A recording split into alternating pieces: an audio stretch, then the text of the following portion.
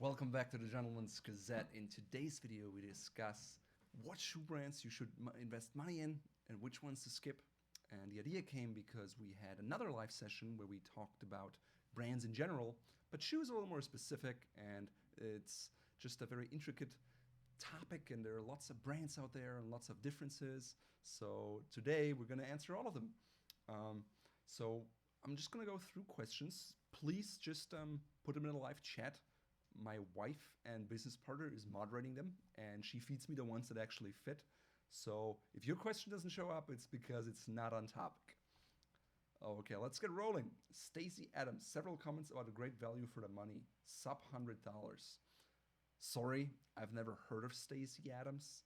And sub $100 is a shoe segment where you just have to compromise heavily. There's no way you can get a quality shoe for $100 retail. What do you think of Lottusse? Lottusse is Spanish, and they've been around for a long time. I used to have, I think, 2 pairs of Lottusse back in the day. They were, interestingly, quite thick-soled. It was a derby style in black with wingtips. I always found them a little stiff in the sole because of its thickness. I think they've changed their look overall. I visited their store in Barcelona once, and I think it's a good value brand. Their styling is not quite what I aspire to, but if you like the styling, I think it's a good brand. Fratelli Rosetti, Italian brand, again, has been around for a while. They, on the other hand, have very thin soles, very soft leathers, not much structure, more design elements. I'd say that Fratelli Rosetti shoes don't last as long as maybe some, English-made or Goodyear welted shoes. They're generally Blake rapid stitched. And if you want to learn what these terms mean, we actually did a video about it, about the specific shoe construction terms. Let me just grab, I brought some shoes here. So the big difference is when you have a Blake rapid stitched shoe, you can go on the inside of the shoe and see if there are stitches. If you can feel stitches, that means it's a Blake stitched shoe. If you go inside of your shoe and you feel in the front and there are just slight ripples, but not stitches, that means you actually have a Goodyear welted shoe. Now, don't make the mistake and just touch the inside of the shoe if there is a leather insole that is glued on. So you have to see if there's kind of a lining glued on or not. Usually you can figure it out by just going to the edge of the shoe and see if it pulls up or if it's a little harder. But Fratelli Rosetti are Blake stitched shoes. So for my money, I would probably go with different brands. Because you get a better value. Prime shoes, not familiar with them, sorry. Baldinini, likewise, not familiar with them. Acemarks, kind of a new kid on the block. It's an American brand, but all their shoes are made in Italy. And I would say they're a very good value. This is actually, I think, an Acemarks shoe that I have right here. And it's, Blake stitched construction. So thinner soles, not chunky, some nice finishes. They do something where they have a lot of shoes where the seam is folded in. It's not a traditional style, but it's something that they do. They also have, I think, louder shoes. So if you're a fan of bold two-tone shoes and you don't want to go custom or made to measure or anything, that would be the place to look. Is it the best shoe in the world? No, but it's a good value shoe, I'd say. Expensive heritage brands like Gucci, Ferragamo, Santoni. Well, it's interesting. Like Gucci, it's like you say, it's a heritage brand, but ultimately it's a fashion brand. It's not a shoe brand, and because of that, you pay for either the Gucci logo or the styling. But the quality, in my opinion, is not worth the price tag at all. And I don't have a single pair of Gucci shoes in my collection because of that. I think the other brands was Santoni. I would say Santoni is a higher level shoe than Gucci in general. They're They've also been around for a while. I know you can buy them at places in the US like Nordstrom's, and they have like a return policy where you can return the shoes even if you've worn it for 6 months. My father-in-law likes them because they are softer, and he has some issues with his feet, and so he likes Santoni over, let's say, Allen Edmonds because he feels they are softer and so more comfortable for him. So if you're looking for a soft sole shoe, or if you have issues with your feet and you find other Goodyear welted shoes too hard on your feet, it may be the right choice. Be prepared to pay more for what it is. I think most Santoni shoes are also Blake stitched. They have some Goodyear welted ones, but then you pay astronomical prices. JM Weston is a French brand, and it's actually a status symbol in France. Outside of France, they've never really been that popular. I like their styling. They have like the elongated French last. They're generally Goodyear welded, and it's a good shoe. I've been at several of their stores in Paris and checked out their shoes. I've never owned a pair that I've worn for extended periods of time, but based on what I've seen in terms of the construction, it's all solid. Again, you'll pay a little more because it's a status symbol. It's a brand that is well known, and that's what it is. Best brands for loafers. Now, if you check out our loafer guide on the website, you'll see there are all kinds of different loafers. And if you have a driver mock, if you have a test loafer, and not all things are made alike. So there's not one brand that is best for loafers, but I would check specifically for individual shoes. And then there's not even one brand that is right for everyone, because everyone has a different budget, everyone has a different style and a kind of understanding of what they want in terms of quality. So you have to consider that. Any good brands for widths, wide or narrower feet? In general, I would say French shoes, in my experience, are narrower. If you go with popular brands, usually what they'll have is they have different lasts, and some are wider and some are slimmer. So it pays to kind of either talk to the manufacturer, look at catalogs, or go to the store and look at them and see what fits. Some brands, like Allen Edmonds, they have a specific last that comes in different widths. And so that can be quite helpful, especially if you have extremely wide feet or very slim feet. Corthay, another French brand.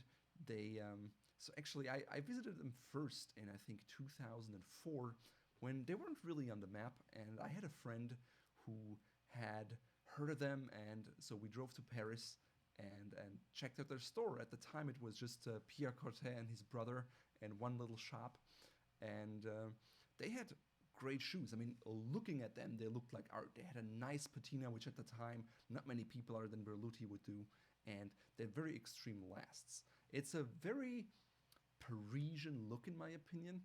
Ironically, when I put the shoes on, and I had a pair of Cortez for a while, and I looked down, I always felt like I was wearing cowboy boots because they have a very pointy, chiseled toe. So it's not pointy, but it's chiseled usually. I think they also have a rounded toe.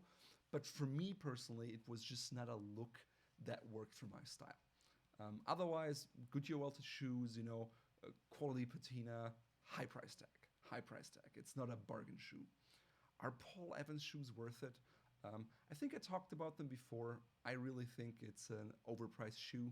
I think initially they started out at a lower price point, and then they added a lot of marketing and spent a lot of marketing, so people kind of on YouTube or the internet world learned about them. Then they added a higher price shoe because they realized, hey, if I have a higher price shoe, I make a bigger margin, I make more profit. They're very loud polishes and patinas. I think for the same money, you can find a better shoe. Not loud enough. Okay, well, gotta turn up your microphone. I can maybe go up with the sound a little bit. Let's go to this, so it's maybe slightly different. I hope that works. Is that better? I hope so. So yes, are Paul Evans shoes worth it? No, in my opinion.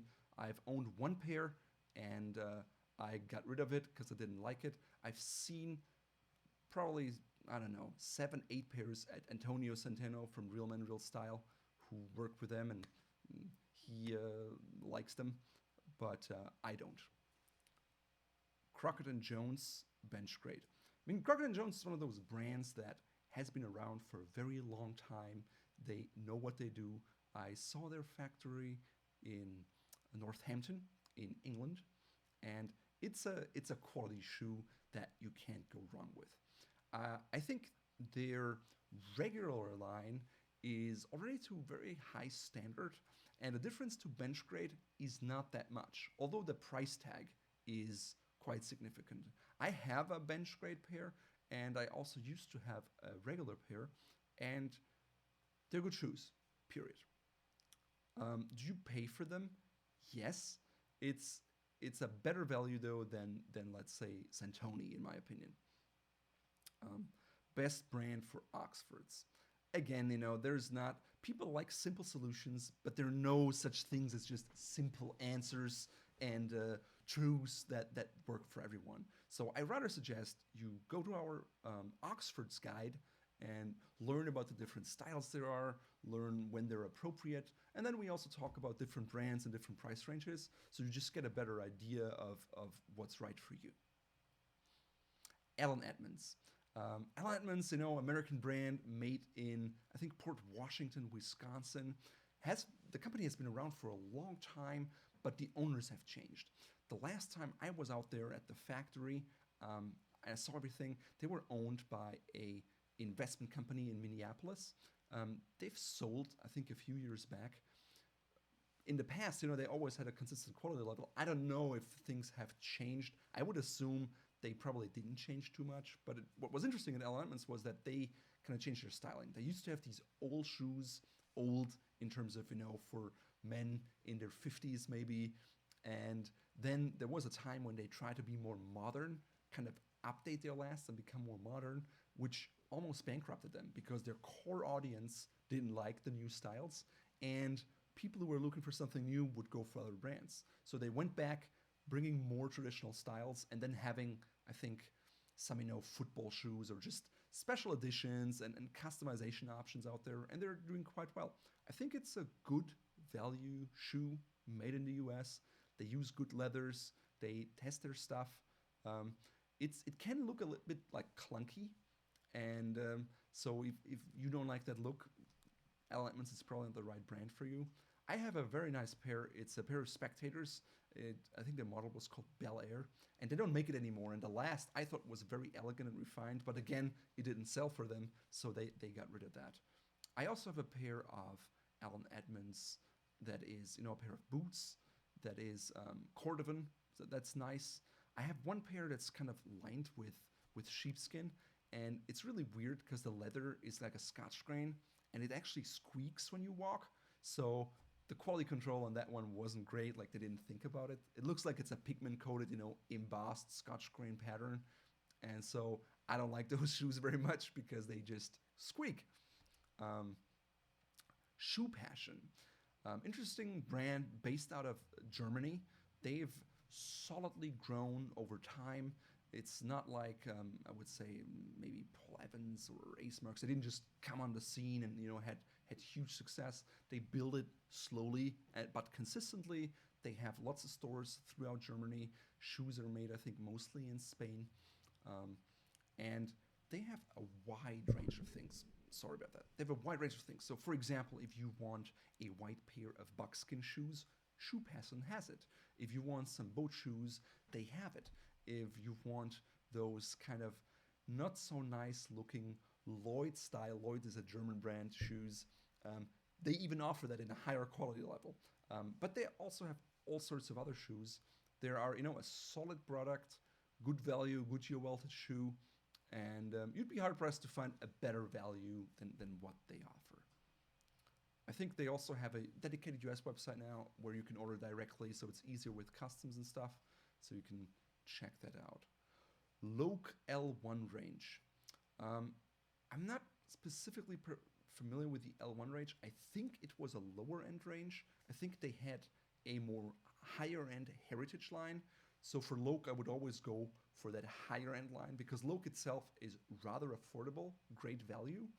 So I try to go more up then down in their different lines. Made in England, and they do a lot of private label shoes too. So sometimes you may not know it; it's a different brand, and it's actually made in the Loake factory. Best brands under 200 euros. Boy, that's hard to tell. I think sometimes a brand starts at that price level, and then they kind of go up and change simply because they realize they can make more money that way. I'd be hard pressed, especially because it depends on the kind of shoe. But I know in our shoe guides, like the Oxford Guide, for example, has a segment under $200. So I would check that out. Meermin, Spanish company from Mallorca. I visited their factory. Very nice, very knowledgeable people. It's a very high-end production. It's not cheap by any means. It's really good. They have heritage. They have nice styling. They have beautiful leathers. They have great construction.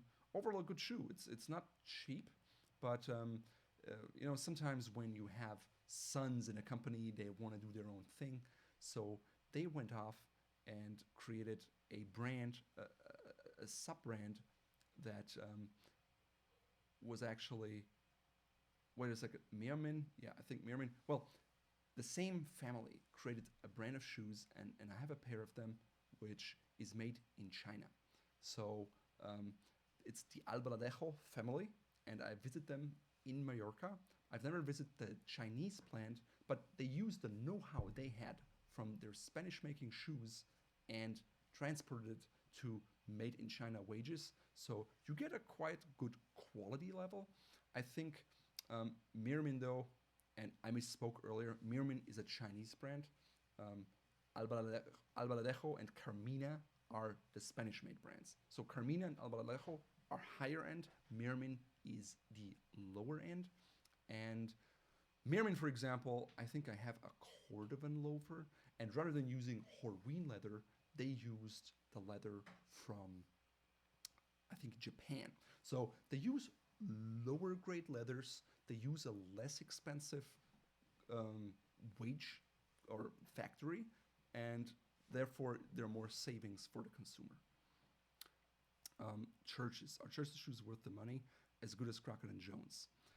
Church's shoes, used to be, I remember when I first got Bernhard Rötzel's Gentleman book. At the time, it was the first German book out there that was like more comprehensive on classic men's clothing and shoes, and he praised Church's at the time. Now, at the time, it was a traditional English shoe manufacturer, and they made good stuff. Eventually, I think they got bought out by Prada, and they started adding, lots of rubber soles and stuff.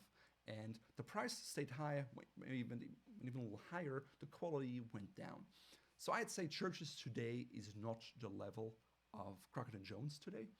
I have some old Church's shoes that were, before the Italian ownership time, and they were actually quite solid. What they did, and I really like that, they had a linen lining. Most of the time now you have a leather lining, and they had it in the back and the heel, but the front was linen lined. And because of that, I think my feet even sweat less than in an all leather lined shoe. Magnanni, I haven't had a chance to buy a pair. I don't like the styling very much. It's one of those Italian shoes that's, out there, and I just don't think it suits my style, and I can find better value elsewhere. Haan, I think modern Haan are definitely not worth the money. I wouldn't wear them if I got them for free. They're more, middle of the road, supposedly shoes, but I think they're more, they do collaborations with Nike and stuff and whatnot. But if you want a quality pair of shoes, don't buy Haans. Taz is well known for their driving mocks that they popularized, and while they have a cool styling, and we talked about them in our loafer guide, driving mock guide. So check out that video because I talk all about Taz and what I think about them, and we show them. I think it's an overpriced shoe for me personally, but it's an iconic style. If you want to set a symbol, it definitely works. Cheaney London shoes, are they worth £500? back in the day, you know, Cheaney was independent, and I think then they were bought by Church, but they were carried on as that. I have a few pair of old Cheaney shoes. I think things changed in recent years, and I haven't been, you know, like up to speed on what they've actually done and changed. So I couldn't tell you if the Cheaney quality is worth £500 today. I'd have to look at a current model, and I haven't done that. John Lobb. Well, you know, there's that old story. There's John Lobb St. James, which is the bespoke shoemaker in London. And then there is John Lobb, the ready-to-wear brand, which is John Lobb Paris. They're two separate business entities. You know, the rights for the ready-to-wear line were sold. And so when you talk about John Lobb, you have to distinguish between those two. Probably these days, because of the ready-to-wear line, they have more stores. When most people say John Lobb, they mean John Lobb ready-to-wear. I think they have a very elegant styling. They use very good leathers, very good construction. They're made in Northampton. And there's an outlet there too. I mean, I checked it out. I think they're very nice shoes at a very high price tag. So great quality, value, not so great. Borgioli, I'm not familiar with that brand because there are lots of brands out there. Carlos Santos, and you say Santos because it's a Portuguese brand. I visited their factory as well. I think they have different levels, and they produce a very good shoe at a very good value. Herring shoes, that's a little more difficult because Herring shoes started as a shoe retailer in England, and they make their shoes in different places. You know, sometimes they make them in Portugal, sometimes in England. So you'd have to look at a specific model, I guess, and look at that. Overall, from what I've seen, it's probably a good value, but I haven't had a Herring shoes in a while. I've had a pair way back in the day. I think it was a made in England model that they sent to me, and it was a nice cognac monk strap. And sometime, you know, I could see that some of the patina finish would just come off, like peel off, which I thought was quite weird. They must have sprayed it on or something. Yeah, but I haven't had any Herring experience in the last probably 5 years. So yeah, I can't say too much about them. How to buy quality shoes if you're broke? Well, I actually bought quality shoes when I was broke. I bought them used on eBay when I was, you know, a poor civil servant in 2003, because that's what all I could afford. The first pair I bought, I went to a vintage store, and it was like a Liebe Grüße brand, and you know, it was a brand new pair of shoes for I think around €100 at the time. So that was cheap. So yeah, if you are broke, try to look at vintage stores, you know, gently worn shoes, sanitize them, and then polish them properly, take care of them, and wear them. That's the best way to go, in my opinion. I would rather, you know, spend $100 on a lightly pierced Edmonds maybe, or, you know, seconds sometimes. I remember you can sometimes find like Nordstrom Rack or things like that, like a pair of Edmonds for $150. That's a very good deal, like for this kind of quality. It's much better than a new pair of Cole Haans or Johnston Murphy or anything like that. What are the most high-end shoes you own? Were they worth the price? I have some St. Crispin shoes, which are very, you know, expensive. I think it makes sense to spend a lot of money on shoes if you go bespoke, because that just gives you a fit for your shoe that is one of a kind, at least in theory.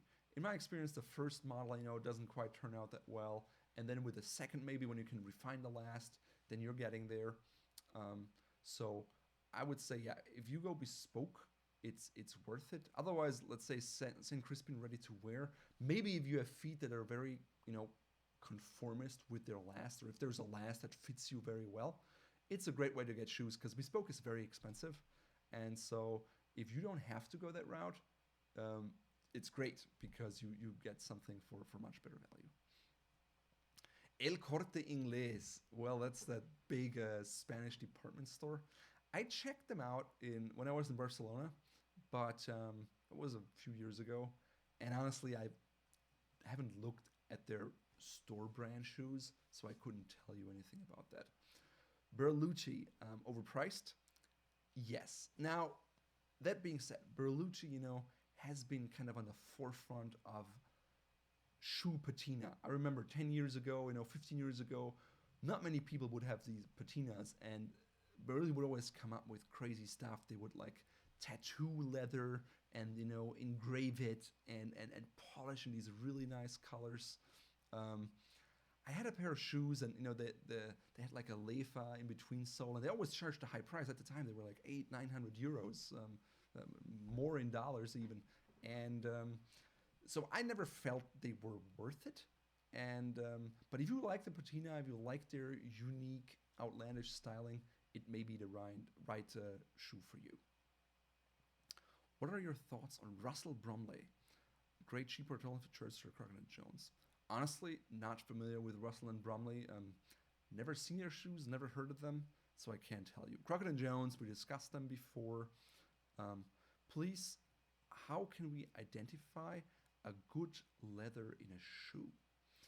Well, actually, I talked about that in our $100 versus $500 shoe, I think it was. And basically, you look at the leather and see whether it's open pore or closed pore. Basically, with leather, you can correct the grain, which means you can take leather and you can sand it off and then emboss a grain back onto the leather that looks like it's actually a higher quality leather or not. So when you take the leather and you kind of bend it in here and you see the crinkles, it can give you a good idea, especially if you see a slight color change, that it's an open pore leather that was aniline dyed, that wasn't coated with another layer, such as a Johnston Murphy or Haan or whatever cheap shoe out there you take. I suggest sometimes go take a cheap shoe and look at it when you crack it, when you move it, and a cheaper leather will get creases much more quickly. You will see that there is a top coat of layer that just hides whatever is underneath. So yeah, check out that video and that guide on our website to learn more about shoe leather quality. Can you tell me what you think about Haan Williams? I just bought my first €500 Chelsea boots from them. Yes, Haan Williams, Australian brand. Chelsea boots is, I think, their bread and butter. But yeah, they make boots, and yeah, Chelsea boots, if that's what you want, if you like their style, I think it's a solid shoe. The construction is solid. Personally, I'm not a huge fan of their styling necessarily. I think they're often a little clunky. But if that's the style you're going for, if you're more, like a rugged, wear a lot of jeans and flannel shirts, that's maybe a better look for you. I rather prefer to wear combinations, jackets and suits and stuff, and I think it doesn't fit very well with that aesthetic. How do you rate Johnston and Murphy? Vintage Johnston and Murphy, I think, were much better quality. Modern day Johnston and Murphy, I wouldn't recommend. I think they're stiff, cheap leather shoes, and from what I've seen, I would not wear it for free. How long do you suspect the shoe for $400 should last without shoe care? Well, first of all, I think that's an extremely dumb idea to have a $400 shoe without caring for it, because it will not last as long as it could if you would take proper care of it. That being said, it also depends on how often you wear it. If you wear any pair of shoes every day, it will degrade much more quickly, even if you polish it a lot. So if you have a $400 or €400 pair of shoes and you wear it every day and you don't take care of it, you walk through rain, you don't let it dry properly, you don't use shoe trees, I think it can break after a year probably. Maybe a little longer. It's going to look like crap. So yeah, don't do that. How long do you suspect? Okay, Edward Green. Edward Green is another English maker. They're on the higher end of the spectrum. They charge more for their stuff. They use a lot of, I think, aniline dyed open grain leather and then polish it at the factory. Their quality shoes are very kind of sophisticated styling, very English. I think a lot of Italians like the style because it's, for them, quintessentially English. It's also a very high-priced shoe. It's higher than Crockett and Jones, for example. So you have to be a judge if you want to pay extra for their styling. But definitely a good quality shoe. Value, for me personally, more like in the middle somewhere, because I think you can find other brands with very similar quality at a lower price point. What can you tell me about Aaron Williams? We already talked about that. Raphael, what is your favorite shoe brand? I'm really curious. Well, it's such a hard it's such a hard question because I can see, there are good brands out there at certain price levels, and I wouldn't say I have one favorite brand. I'm always a fan of good value in any price category. I'm not someone, who wants to spend money on a John Lobb bespoke shoe. I'd rather go to a small, bespoke maker in Spain or in Portugal and have something made there because I don't need the name. I just want more the quality, and that's just who I am. So, yeah. Carly shoes, don't know them. What do you get to resell your shoes? Do you always send back to the manufacturer or use local cobbler? I always found that sending them back to the manufacturer is, take some time. Luckily, I have a lot of shoes, so at this point in my life, I really haven't resold a shoe in years, simply because I can, wear so many different pairs that I don't have to. They just don't wear out.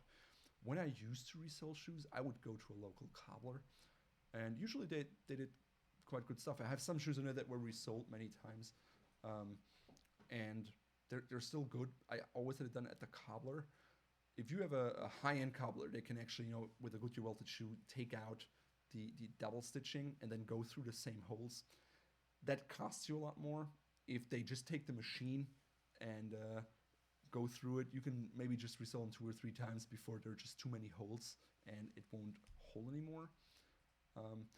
Some companies have really great programs. I remember when I was at Edmonds, the way it works is you can ship it there, and then they take pictures of your shoes beforehand and take pictures along the way of how it's resold, and then you get it back. Advantage is, they use the original last on the shoe, get it in there, and you get a proper redo. I always found a local cobbler was less expensive. Sometimes, some will just glue them back on, but if you have the right glue today, it can last as long or longer as stitches. So yeah, like 3M, they came up with phenomenal glues where you can glue together houses and bridges. Yeah, it's gonna work for shoes. So it's more of a tradition of what you want. Yeah, basically your call. I think going with a manufacturer is not a bad idea. If it costs you $250, maybe you want to think it over. Maybe go to your local cobbler where you pay $60 or $80. You have to think of that. St. Crispin, I think I talked about them. Made in Romania. Were started by one man, and then it was kind of sold on. High quality, they're shoe trees. They carve out a hole so the air can comes out. Takes, I think, just a day to create the shoe trees. The prices according. Romania is a very low wage country, and their shoe prices are very high. But they always had very nice styling, very sophisticated stuff. So, yeah, it's a high-end shoe. We're ready to wear. You can, or made to order. You can get bespoke if you're in Austria, for example, in Vienna with shoemakers. So it's up to you. You may not get the same styling. So yeah, high-end styling, creative, good quality on St. Crispin, but also pricey. Thursday Boot Company, are they really Goodyear? They contacted me and wanted to work with us. I mean, I think their price point is like $199. They never sent me a pair of shoes, so I haven't looked at their stuff. I can't tell you. I'm just, I don't know if at this price point you get the highest quality. Usually you can't. I don't know if it's a good value because I haven't seen them in person. Peter Huber shoes. Don't know them. Sorry. Sperry boat shoes. I suggest you check out our boat shoes guide, which also has a video. I have a pair of Sperry boat shoes. They work for me. They're good. I got a version where they used like Horween leather. I think they were made in the Dominican Republic. I don't know where they make all their shoes. Solid value for the money. I think can't go wrong. Yeah. So Alden. Alden is another American brand. A very specific styling. Use a lot of cordovan. I've never been a huge fan of them. Like the styling didn't quite work with me, and they're. I once took a shoe apart though in Alden, and they had plastic heel caps and toe caps, which surprised me because I always thought of Alden as a little more higher end. I don't know if they still do that or if they made changes. So yeah, if you like the styling, yeah, that's great. But we're at the over the 30-minute mark actually, so I'm gonna wrap it up here. Just a few more questions. Oknik leather shoes from Poland. Never heard of them. Would like to learn more about them. Are there any good bespoke shoe companies in the U.S.? What are they? I think there's like E. Fogel is one of the few remaining ones left. Yeah, there are not many bespoke shoemakers in the U.S. left. There are a few. You have to search. I think there's a guy out in Washington or in Oregon. I wanted to visit him once, but then we didn't end up going to that city. So there are a few. I have not had any personal experience with them. Be prepared to pay like $3,000-4,000 minimum, because U.S. is a high wage country, and so you're gonna pay for it. Describe your outfit today. All right. So I'm wearing it's kind of an open weave siniskalki shirt. It's white. I'm wearing a Fort Belvedere knit tie. It's kind of this mottled blue, which I really like for summer. It's more of a casual look. My jacket is part of a green suit, single-breasted, 2-button. It's a fresco material, which is very breathable. It's a wool. It's very coarse, and it's wonderful for summer. For a pocket square, I'm wearing a white Fort Belvedere pocket square with an X hand-rolled stitch. It's very difficult to do. We just added them to our lineup not too long ago. We found some ladies in Italy who have really a very high quality and consistency of hand stitching, and only they can do it.